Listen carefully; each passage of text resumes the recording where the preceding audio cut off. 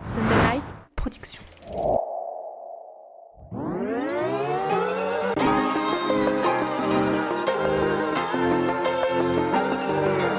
Bienvenue sur le podcast Dans la tête d'un cycliste, l'émission dédiée à tous les passionnés de vélo sous toutes ses formes. Chaque semaine, Arnaud Manzianini part à la rencontre de celles et ceux qui font le cyclisme pour nous inspirer et nous aider à nous améliorer. Bonjour à toutes et à tous, bienvenue sur le podcast Dans la tête d'un cycliste, le podcast dédié au cyclisme. Aujourd'hui, nous allons aborder une nouvelle fois un sujet essentiel pour tous les passionnés de vélo, comment choisir la selle idéale pour votre discipline, que vous soyez un cycliste débutant ou expérimenté. La selle joue un rôle crucial dans votre confort et votre performance, que ce soit sur route ou dans les chemins, bien évidemment, puisque nous allons parler dans les épisodes à venir également de gravel. Dans cet épisode, nous vous guiderons avec JP Ferreira à travers les différents aspects à considérer lors du choix d'une selle à vélo.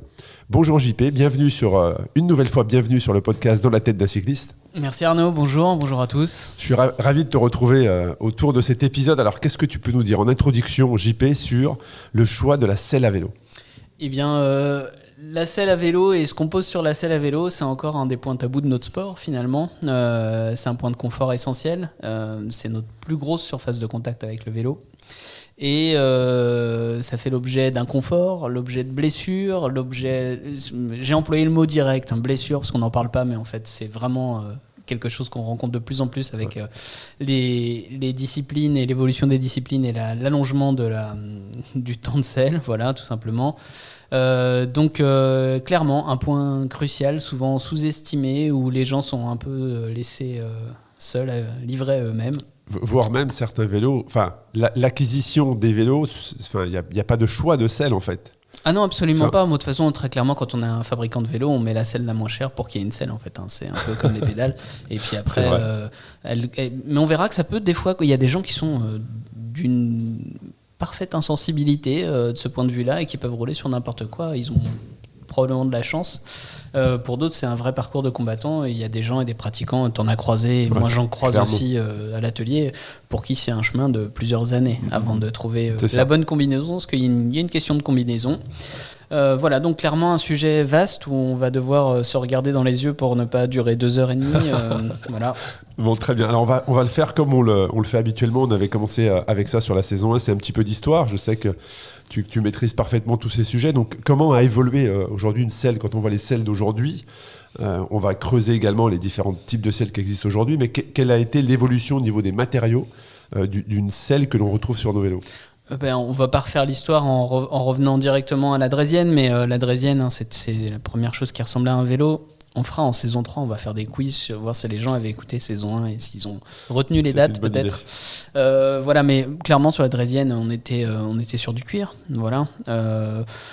Est-ce que ça ressemblait déjà à ce qu'on appelle une selle aujourd'hui ? Pas nécessairement.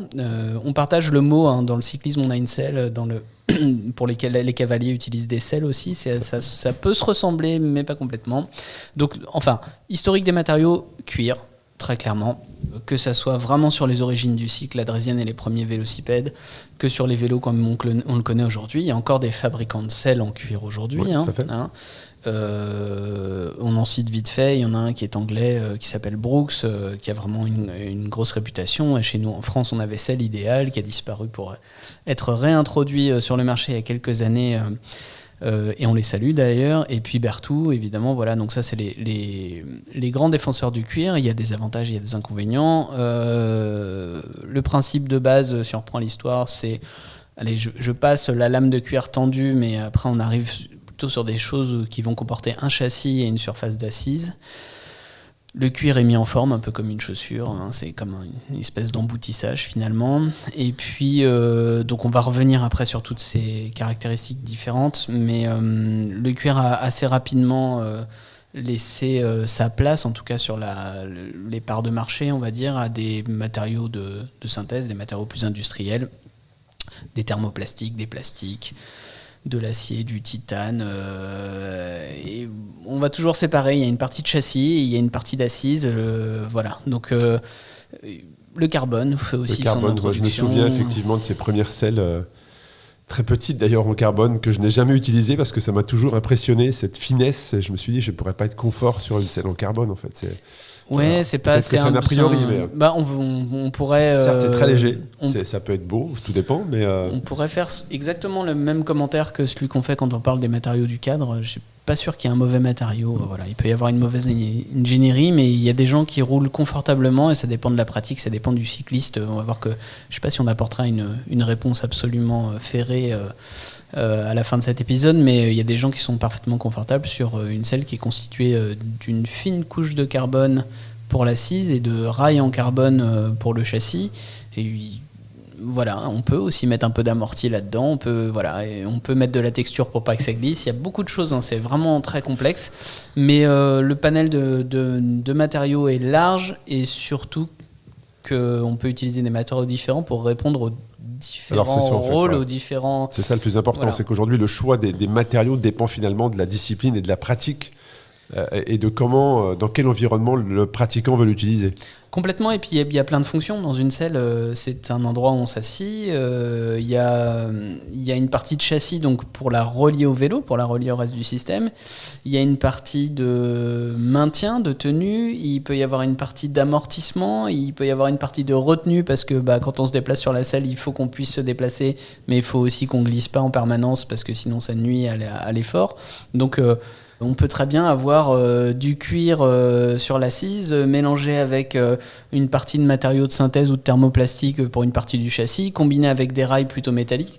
Donc on peut disséquer une selle et trouver 5 à 6 matériaux différents parfois. Voilà. Ça me fait penser, quand tu dis au grip, ça me fait penser à Martine, qui mettait du scotch pour ses chronos, tu sais, le champion du monde de chrono, qui mettait du scotch double face sur sa selle. Ouais. Comme ça, une fois positionné, parce que c'est vrai que quand tu es en chrono, tu as tendance à glisser vers l'avant.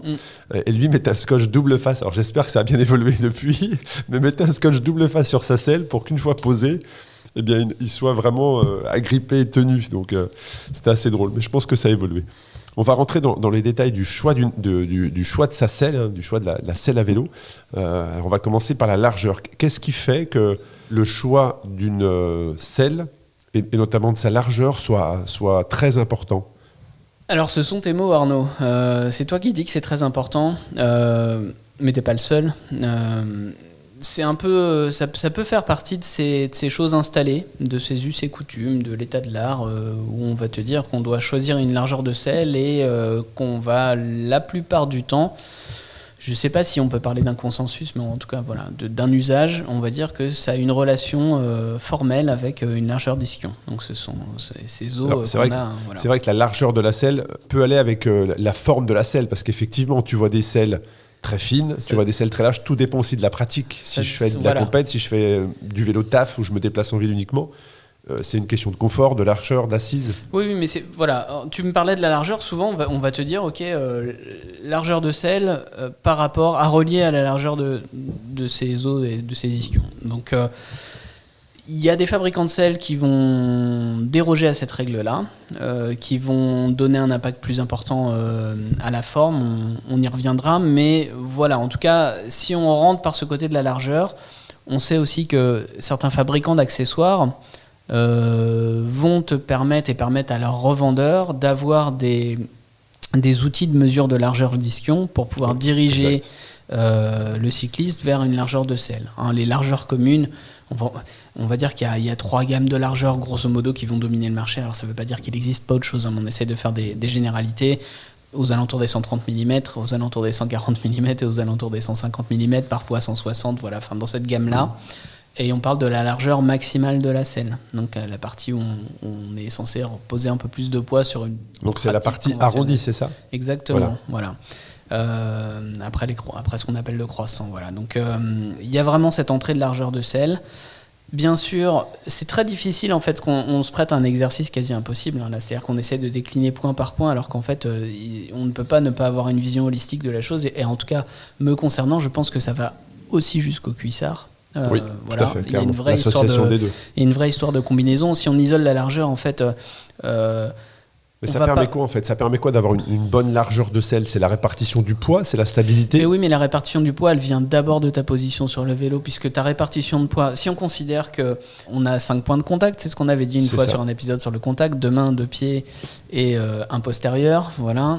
On a une répartition du poids du cycliste vis-à-vis de son vélo, du vélo qu'il reçoit sur ces 5 points, en fonction notamment de son basculement sur le vélo. Tout à fait. Un vélo de ville, un vélo hollandais avec un guidon aura très une selle haut, plus large. une selle beaucoup plus large, puisqu'on va être Qu'un vélo vraiment de route, assis.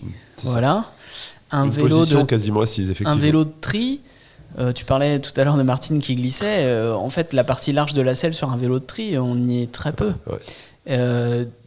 Mais on avait parlé aussi d'études posturales, tu te rappelles, et puis de confort général. Et moi, j'avais introduit la notion d'équilibre, en fait. C'est le poids qui va être posé sur la selle, il est aussi très dépendant de cette notion d'équilibre entre les forces de pédalage, le poids du buste, l'angle de basculement, etc. Donc, nécessairement, la largeur seule, elle ne veut pas dire grand-chose. C'est sûr que les largeurs que j'ai données là tout à l'heure en disant qu'entre 130 et 160 sont des largeurs de vélo de route, on va dire, ou gravel conventionnel, sur des selles de vélo de ville ou des vélos à dominante urbaine, on est sur des largeurs plus importantes, parce qu'on est plus assis, on est plus redressé. Voilà. Et plus on va vers on pourrait dire que plus large, plus pépère, plus fin, plus sportif. Voilà. Si on fait une généralité, c'est ça la largeur, et chacun doit trouver quelque chose qui convient à sa physio là-dedans aussi. Effectivement, la forme de la selle permet d'avoir un meilleur confort, un meilleur équilibre. On ne parle pas du tout de performance. Hein. Il y a une importance aussi, tu parlais de blessures. C'est vrai que la selle, quand on fait du vélo et qu'on en fait régulièrement, est quelque chose qui devient préoccupant. En tout cas, ça fait partie du paysage. Quand tu es cycliste et que tu fais des distances qui sont de plus en plus longues, après tout dépend à partir de quelle distance on parle, mais ça devient un vrai sujet de discussion. Est-ce qu'aujourd'hui, on a une tendance à aller vers de la selle personnalisée, conçue pour vraiment ton assise? Alors, tu parlais du moment où ça peut concerner quelqu'un. Je pense que là, on peut donner une approximation. Je pense que quand on commence à rouler 50 km d'affilée, la question commence à se poser pour à peu près tout le monde, n'importe qui. Voilà. C'est-à-dire que tu enfourches le vélo de quelqu'un juste pour faire 10 km, un tour en ville, 15 km de vélo taf, tu es à peu près capable de le faire sur n'importe quel type de selle. Quand tu commences à faire 50 km d'affilée, sans descendre de ton vélo, tu commences à avoir des ressentis de points de pression, de frottement. Puisque tu parlais de la forme, elle induit certains frottements. Tu disais qu'elle n'avait pas d'impact sur la performance, je ne suis pas complètement d'accord. Je reviens sur ce que j'ai dit. Parce que le confort, je viens de la saison, le confort égale la performance. Voilà, et après, sur l'évolution de la selle personnalisée, le marché tire dans tous les sens en ce moment là-dessus. Un petit peu d'impression 3D par-ci, un petit peu de moulage par-là, un petit peu de scan par-ici. Est-ce que ça va déboucher ? Très sincèrement, je l'ignore. C'est très compliqué parce qu'on parle d'une partie de notre anatomie qui peut être amenée à évoluer aussi.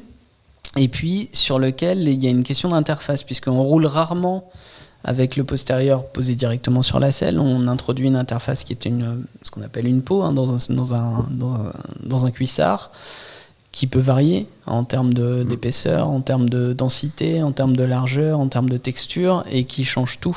Donc se dire que, comme on l'a tenté dans les casques, ou comme on est encore en train de l'expérimenter dans la chaussure aujourd'hui, est-ce que demain on va scanner ton postérieur pour faire une selle adaptée à ton postérieur et la mettre sur ton vélo ? Pour ça, il faudrait que tu aies toujours la même pratique, toujours la même position. Et que tu sois toujours dans la même position. Ouais. Voilà, donc ça me paraît très compliqué. Mais le marketing étant ce qu'il est, on va y aller. On va quand même essayer, par-ci par-là, d'envisager ça. Ça me paraît pas forcément la marche à suivre, mais il y a une évolution dans ce sens. Voilà. De toute manière, on veut tout personnaliser, et puis on veut tirer parti des dernières avancées technologiques, et notamment de l'impression 3D. À minima, celle-ci, elle pourrait permettre éventuellement d'adapter la stratégie de filtration ou d'amortissement de manière personnalisée, ce qui, ça, pourrait être intéressant vis-à-vis d'un poids de pilote notamment, ou vis-à-vis d'une pratique. Adapter la forme, ça me paraît illusoire quand même, quoi. Voilà. Ça allait être justement mon sujet suivant, qui est je ne sais pas si on peut l'appeler le rembourrage, ou cette mousse. Si. Des selles n'en ont pas, des selles en ont un rembourrage important. Qu'est-ce que tu peux nous dire sur ça, justement, le rembourrage de la selle, est-ce qu'il doit être suffisamment épais, inexistant?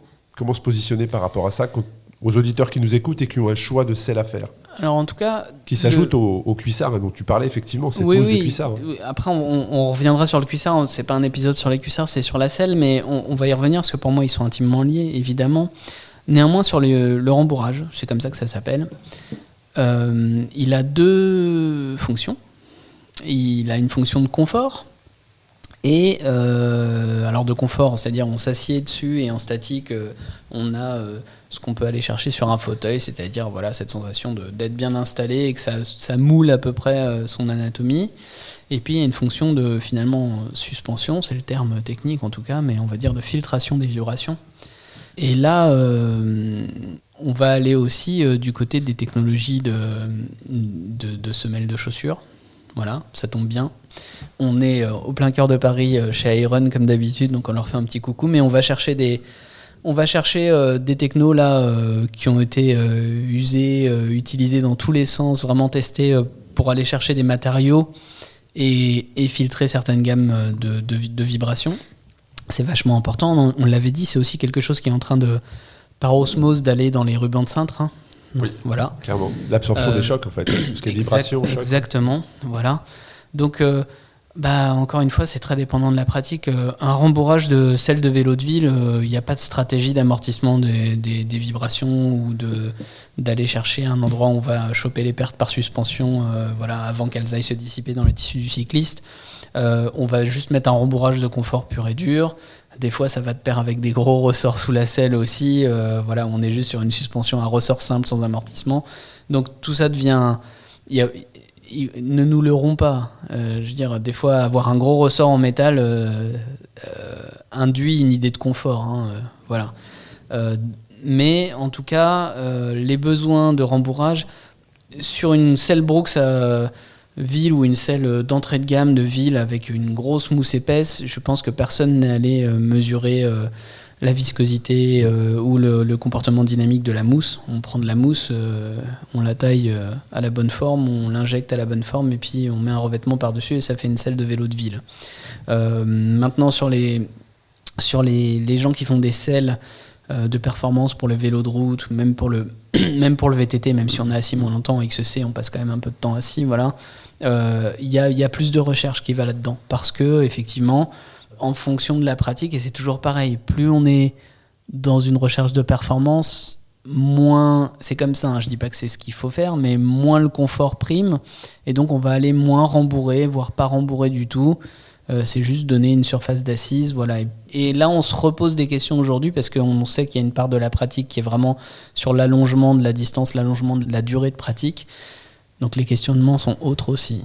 Alors c'est vrai que la conception de la selle, tu as commencé à introduire un peu le sujet, puisqu'une selle, déjà le choix se fait en fonction de la pratique, que ce soit du vélo de route, du vélo de ville, du VTT, du gravel. La forme de la selle est déjà différente, mais sa principale raison, c'est la position. C'est ce qu'on a dit en premier. La position va déterminer vraiment finalement, l'usage va déterminer la position va déterminer le type de selle. Et après, là-dedans, en fonction de son niveau de pratique, etc., et du niveau de contrainte, je veux dire, on n'a pas la même contrainte sur une selle quand on fait du VTT, qu'on doit à un moment faire avoir un pilotage technique hors de la selle et où la selle peut devenir un problème dans la manière dont elle interagit non plus avec notre postérieur mais avec nos cuisses, par exemple, avec l'intérieur de nos cuisses. C'est la liberté de mouvement, en fait. Exactement. Alors c'est pour ça qu'on a inventé ces tiges de selle télescopiques pour essayer de faire disparaître le problème, mais de temps en temps on se pose aussi sa question. On a quand même un pilotage à plein de moments où on n'est pas complètement hors de la selle mais légèrement surélevé pour une question aussi d'équilibre, de recherche de répartition des masses pour passer des obstacles, etc. Et où la selle, voilà, elle a une contrainte qu'on n'a pas sur un vélo de ville. Voilà, sur le vélo de ville, on ne se demande pas si la selle va nous gêner les cuisses à un moment ou à un autre. Quand on a des athlètes, des triathlètes avec des quadrilles surdéveloppés, l'impact de la selle sur le pédalage peut jouer aussi. Donc la pratique et la position, c'est vraiment... c'est ce que je voulais dire, justement, la position, parce que je pense que tu peux avoir la bonne selle, mais si tu rates ta position, ça peut vite devenir un enfer. Ce que je veux dire par là, c'est que je vois beaucoup de cyclistes notamment ceux qui viennent de la route, qui sont très hauts sur leur vélo. Très hauts sur leur vélo, donc qui ont une hauteur de selle très importante et qui ne sont pas réellement assis sur la selle, mais qui sont vraiment presque en équilibre sur leurs deux jambes, sur la selle, qui fait juste un tout petit point d'appui et qui ne sont pas assis. Et là, il y a beaucoup de frottements et donc beaucoup de blessures. Donc ce que je veux dire par là, c'est que le choix de la selle est très important, mais le choix de du réglage ou de la position, je ne sais pas comment tu peux le dire. Je préfère qu'on dise réglage parce que pour moi, la position, c'était la position du cycliste. C'est ce qu'on a dit en introduction, c'est un peu la façon dont il est basculé. C'est sa répartition de masse qui va dicter plutôt tel ou tel type de selle avec ou sans rembourrage, plutôt large, plutôt courte, etc. Ça, c'est donc, on va dire que pratique et position du cycliste par rapport à son vélo vont un peu dicter finalement l'architecture de la selle. D'accord ? Après, sur le réglage de la selle, c'est tout autre chose. Et alors, parlons-en. Je veux dire, la hauteur de selle, c'est ce que tu viens d'évoquer là. La hauteur de selle, à mon sens, c'est réglage numéro 1 que tout le monde devrait savoir faire clairement seul, parce que c'est très bien d'aller faire des études posturales. Chacun est libre, allez-y, il n'y a pas de souci, il y a des très bons pros et des gens qui ont beaucoup de choses à vous apprendre et vous aider, mais vous changez de cuissard le lendemain, la hauteur de selle est différente. C'est plus la même, tout à fait. En tout cas, encore une fois, s'il s'agit de rouler plus de 50 km, pour certains plus de 400 km d'affilée, si c'est pour aller chercher le pain, ça vous changera peut-être pas la vie, mais vous changez de chaussures, la hauteur de selle change. On est en train de parler de millimètres, on est d'accord, donc on parle de millimètres. Non, mais ne serait-ce que le cuissard, t'as raison. Une peau de cuissard entre deux cuissards différents. C'est pas la même. C'est pas la même, donc ça change la hauteur de selle. Donc je pense que, en tout cas, encore une fois, moi je suis là aussi pour partager mes points de vue et puisque mon expérience peut me rapporter. Pour moi, c'est le réglage que chacun devrait être en mesure de faire soi-même pour pouvoir adapter à, pourquoi pas, à sa tenue du jour ou à sa tenue pour une épreuve ou quoi que ce soit. Après, le reste, c'est plus fin, c'est l'avancée, le recul de selle, il y a plein de chapelles différentes, etc. La hauteur de selle, dès lors qu'on arrive au point que tu disais, c'est-à-dire un moment où, quand on met un coup de pédale et qu'on est au point bas et que la hanche bascule, là, pour moi, on rentre dans un potentiel d'abord de blessure au genou, plus loin, pourquoi pas de blessure là où on n'a pas envie d'être blessé. Donc la hauteur de selle est hyper importante et je les vois, ces gens dont tu parles aussi. Des fois, on est sur la route en voiture, on les voit devant nous, on se dit je m'arrêterais bien pour lui faire un petit coup de clé de 4 sur le collier de selle. Mais c'est vrai qu'on devrait partir avec des clés. On devrait tous partir les premières fois, les premières sorties avec sa selle, on va dire, ou un nouveau vélo. On devrait partir et ne pas hésiter à s'arrêter, parce que la sensation n'est pas la bonne. Moi, de nombreuses fois, ça m'a arrêté de faire une étude posturale à plusieurs centaines d'euros pour, au final, 15 jours plus tard, rebaisser ma selle parce que j'avais l'impression de pédaler sur la pointe des pieds. Donc, oui, et puis ne pas être confortable, tu vois. Après, il faut aussi bien exprimer ce qu'on cherche quand on va faire une étude posturale. Est-ce qu'on cherche de la perf absolue ? Est-ce qu'on a tendance à changer le reste de son équipement ou pas ? Il faut aussi bien informer son professionnel. Mais moi, c'est quand je livre un vélo, c'est le point sur lequel je passe un peu plus de temps pour que les gens soient autonomes. Je leur donne un process qui est ultra basique, en fait, mais je leur donne un process pour régler la hauteur de selle et c'est un point de référence. Et après, ils partent de là, ils peuvent re-régler s'ils changent de matériel. Mais pour moi, le reste de la position va dépendre de cette hauteur parce que encore une fois, si l'avancée, le recul de la selle, donc là, on n'est plus déjà dans la selle, mais plus dans l'utilisation de la selle, l'avancée, le recul, on bouge tellement sur une selle de vélo que c'est important, bien sûr, mais c'est moins primordial que la hauteur. La hauteur, elle, finalement, même si on se déplace sur sa selle, elle varie assez peu. Donc elle est importante parce que là où on passe le plus de temps, en règle générale, c'est quand même assis en train de pédaler au train. Donc c'est important que la longueur de jambe et la longueur de pédale soient bonnes là, pour pas se faire mal. C'est la position la plus utilisée pour moi, c'est donc le réglage prépondérant. Voilà. Et tu as aussi des selles qui sont fabriquées qui ne te permettent pas de changer de position sur le vélo. C'est-à-dire que tu es assis, tu es vraiment coincé, bloqué. Dont une que tu connais bien, mais ils appellent ça un siège d'ailleurs. Voilà, dont une que je connais bien, qui est peut-être les causes de mon mal de dos d'ailleurs, donc je suis revenu sur une selle classique. Mais oui, il y a des selles effectivement qui te bloquent complètement effectivement ce siège. Alors c'est vrai que tu as une sensation de liberté des jambes que tu ne connais pas sur une selle classique, mais ça peut aussi avoir d'autres répercussions sur le dos notamment. Et puis, vas-y. Il y a plein de typologies. La selle assez classique, alors on est sur un podcast, c'est très difficile d'illustrer, même si on voit nos trombines de temps en temps maintenant, mais la forme générique de la selle qu'on connaît, elle est challengée aussi par plein de gens, alors que les gens viennent d'une industrie mécanique ou d'un côté plutôt physio, soins, etc. Il y a des inventions, il y en a encore toujours. Tu parlais on va la citer, la selle Infinity, tu parlais de ce siège qui bloque un peu. La personne qui est derrière ça, on sait pas vraiment des fois s'il est plus technicien ou praticien. Je sais pas s'il joue aussi un peu sur ce tableau-là. Il y a des gens, le docteur Diane. Docteur, dont je sais pas s'il est vraiment docteur d'ailleurs, mais en tout cas, voilà, les gens challenge. Tu as des selles qui sont 2 moignons où tu as juste deux blocs de mousse qui vont recevoir tes 2 ischions et il n'y a rien devant. Donc on challenge, ça arrive, c'est assez cyclique finalement. Tu as une nouvelle bonne idée qui arrive. La problématique de ça, c'est que c'est des nouveaux entrants, donc ils n'ont pas un pouvoir qui permet de tester ça vraiment à extrêmement grande échelle et de voir si ça a lieu d'être ou pas lieu d'être. Aujourd'hui, il n'y a rien qui a remis en cause le design originel. On fait des variations autour du design avec... Il y a quand même une tendance qui est en train de se confirmer, c'est la réduction de la longueur des selles, en tout cas sur les selles destinées à une pratique plutôt sportive, on le voit. C'est physique, je crois. C'est physique. Il y a quelques années, faisait des selles très très longues, très fines et très très longues. Oui. Et tu te demandais, moi je me posais toujours la question, mais comment tu utilises l'avant ?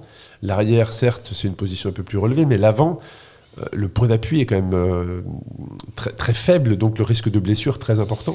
Oui, mais en fait, j'y reviens. En fait, je voulais juste donner ces 2 tendances-là, un raccourcissement et un évidement. C'est les 2 tendances que moi je vois. De plus en plus de marques de selles proposent des selles évidées pour réduire les pressions sur le périnée. Et puis plus courtes, pour la liberté de mouvement, pour l'évolution de pratique, où on est moins sur la route, vraiment ancré dans sa selle, et plus à faire de la transition ou du chemin ou des choses comme ça. Et ça a donc c'est pas la majeure partie du marché, c'est une progression, donc c'est une tendance. Mais c'est en train de prendre de l'ampleur et en fait les gens s'adaptent assez bien à ces selles un peu plus courtes, y compris sur la route. Et tu parlais maintenant de cette histoire d'appui sur un bec de selle, puisque c'est le terme technique. En fait, au moment où on est sur le bec de selle, on n'est plus vraiment en appui. C'est un point de stabilité, c'est comme un pivot. Vraiment assis, effectivement. Et non, on est en pression à fond. Je reprends l'image du triathlète pour que tout le monde voit dans le triathlète, on est hors le fil à plomb avec la pédale, l'axe de la pédale et le genou. Enfin, on est vraiment en avant. Et le cycliste, il tient parce qu'il en est fort. Immobile, il tiendrait pas dans cette position. Je ne verrais pas emmener dans cette position mes enfants à l'école, effectivement. Voilà. Et donc en fait, le bec de selle agit là plutôt comme un point de stabilisation, un ancrage ou un pivot, mais on a très peu de poids là sur la selle. C'est pour ça que ça crée pas tant de blessures que ça. Mais voilà, encore une fois, c'est un système mobile et variable tout le temps. Donc Et puis il y a quelque chose, je sais que ça te tient à cœur, c'est les différents matériaux et donc comment recycler éventuellement cette selle. Qu'est-ce que tu peux nous dire également sur les matériaux et 2, en fin de vie, on va dire une selle qu'on garde généralement très longtemps, une fois qu'on a trouvé la bonne, elle suit de vélo en vélo. Comment recycler tout ça ? La problématique est la même que dans tous les produits qui relèvent d'un assemblage, finalement. C'est comment on sépare les matériaux pour les valoriser en fin de vie. Pour tous les matériaux, on va dire métalliques, les filières existent, qu'on ait des rails en titane, en acier inoxydable, l'aluminium, il y en a de moins en moins, mais bon, ça arrive encore. Tout ça, en général, c'est dès lors qu'il y a un matériau métallique, on arrive à le séparer assez facilement. Après, sur les parties supérieures, donc qu'on va appeler coque ou châssis, ou voilà, quand c'est du cuir, trouver une deuxième vie, c'est pas évident. Et après, sur les matériaux, si on peut les séparer, il y a des filières de recyclage sur la plupart des choses aujourd'hui. Alors les mousses, ça reste toujours compliqué, de toute façon, tout le rembourrage. Les surfaces de contact, c'est aujourd'hui, même si on ne fait pas une selle en cuir en tant que telle, où l'assise est en cuir formé, il y a très souvent du cuir sur la partie de contact avec le cuissard, d'accord ? Donc ça vient envelopper les mousses, ou en tout cas c'est la surface d'adhésion et de frottement. Donc il y a encore beaucoup de cuir et puis beaucoup de cuir synthétique finalement. Et puis en dessous, on a soit de la fibre de carbone, soit de la fibre de verre, soit des plastiques. Donc tout ça, ça existe. Alors, la question du recyclage ou du côté environnemental, c'est peut-être la troisième tendance aussi. C'est-à-dire que depuis mi-2022, on voit fleurir des selles vertes, entre guillemets. Moi, je me suis procuré ces selles-là. Je regarde parce que tu connais mon goût pour les choses de l'environnement et le discours qui peut s'y raccorder. Aujourd'hui, je suis clairement pas convaincu, puisque de toute façon, au-delà de la selle en elle-même, est-ce qu'elle a consommé moins de ressources ? Son circuit de distribution consomme toujours les mêmes ressources, son circuit d'emballage consomme toujours les mêmes ressources. Donc on a travaillé que sur un pan du sujet, celui qui permet de raconter une histoire. Donc je suis pas sûr que dans notre industrie du vélo, c'est le premier point sur lequel il faille travailler d'un point de vue de l'environnement, ce soit les selles, mais on en parle et on essaie de répondre à cette question.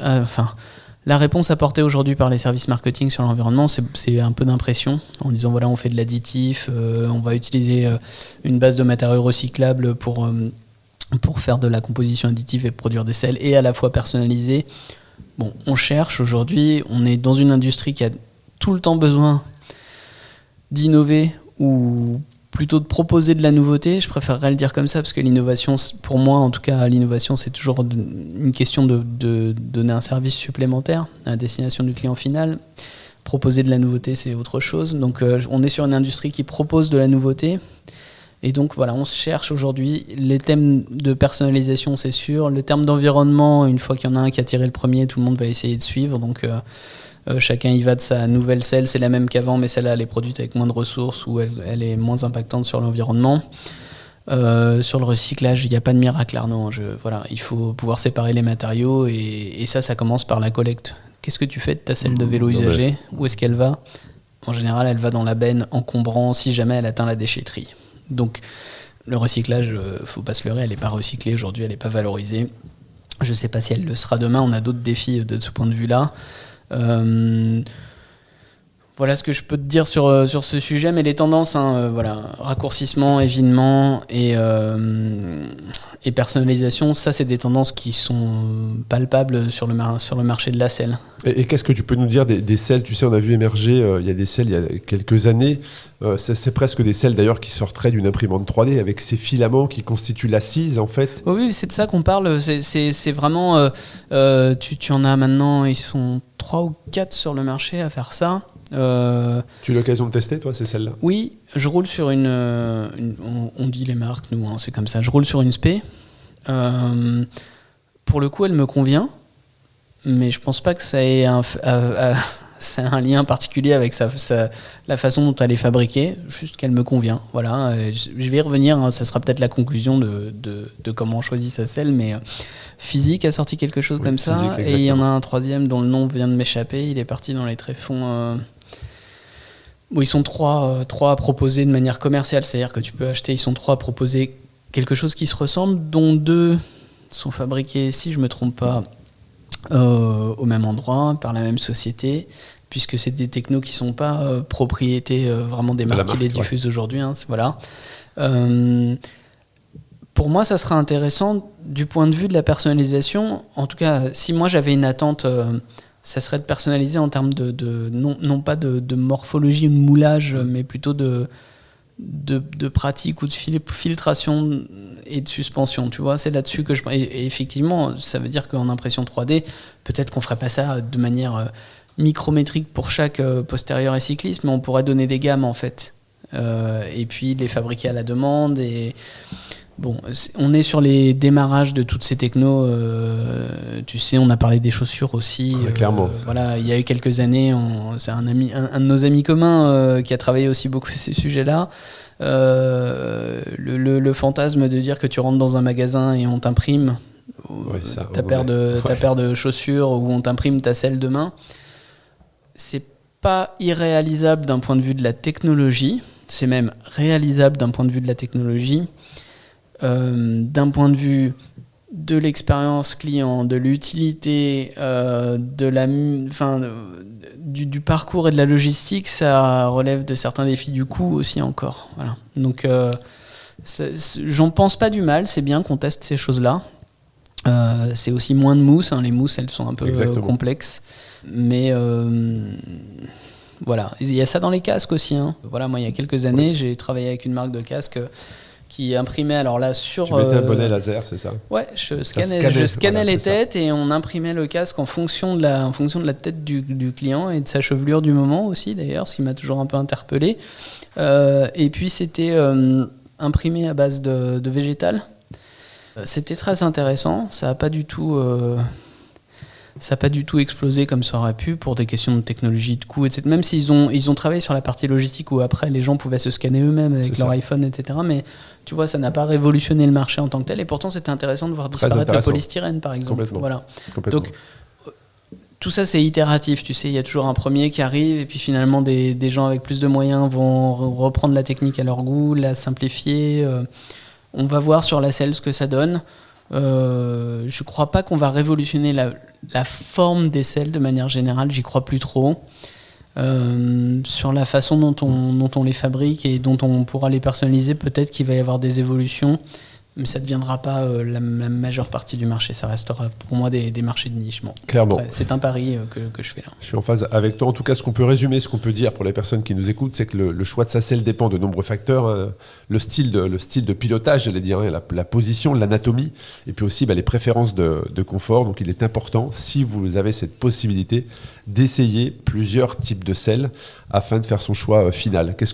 Comment est-ce que tu pourrais conclure, JP, sur ce thème? Je veux enfoncer, réappuyer 250 fois ce que tu viens de dire. Je pense que c'est là la marge de progression la plus importante de la partie professionnelle de la chose. C'est comment on peut proposer à nos cyclistes ou aspirants cyclistes de tester une selle. Parce que si ma pratique, c'est des sorties de 100 km minimum, je ne peux pas savoir si la selle me convient en faisant un tour de pâté de maison. Je ne peux pas savoir si la selle me convient en faisant 20 km. Je ne peux savoir si la selle me convient que si je suis amené à faire 100 km avec. D'un point de vue perso, quand les gens achètent un vélo, alors j'utilise mon intuition et mon expérience, appelez ça comme vous voulez, pour dire, toi je te verrais plutôt avec tel ou tel modèle de selle. Ton expérience. Voilà, l'intuition joue si j'y tiens. On va faire un premier tour. Et moi, je regarde comment la personne s'installe sur la selle quand elle revient de danseuse. Voilà, et ça me donne quelques indications. C'est très, je pourrais très peu théoriser ça, Arnaud. Donc c'est pour ça que je parle d'intuition. C'est-à-dire que j'aurais du mal à dire oui, mais s'il fait comme ci, c'est comme ça. Non, j'observe. Et puis une fois qu'on a fait ce premier choix, je laisse le client partir avec cette selle et je lui dis fais ta pratique. S'il a besoin de faire de l'ultra et de faire 300, je lui dis fais un 300, fais 2 300. Si elle va pas, tu renvoies et tu testes autre chose. Et on identifie à quel endroit est la douleur, à quel endroit est la gêne, et on change pour un modèle qui va dans le sens de corriger ça. Et je pense que d'une manière ou d'une autre, il y a quelque chose à inventer. Alors moi, je le fais à ma petite échelle, évidemment. C'est un choix. Je pense que c'est tellement important et qu'on peut pas profiter du reste du vélo si on est mal installé. Donc, je choisis de le faire comme ça. Donc, j'ai plein de selles. S'il y en a qui, d'un point de vue business, se disent comment ça marche, à la fin, la selle, une fois qu'elle a été essayée 10 fois, elle finit par convenir à quelqu'un qui part avec cette selle à prix coûtant, et je fais un heureux, et en plus, il est bien sur sa selle, et les selles sont encore en bon état, évidemment, elles sont comme neuves. Mais je pense qu'il y a quelque chose à inventer là-dessus, d'un point de vue de l'expérience client. Si tu fais 200 et que si tu achètes une selle pour faire 200, il faut que tu puisses essayer 200, pas juste en faisant un tour de pâté de maison, parce que tu ne sauras jamais, et que tu essayes. Et c'est là que je vais aller encore plus loin, et on a évoqué ça tout à l'heure.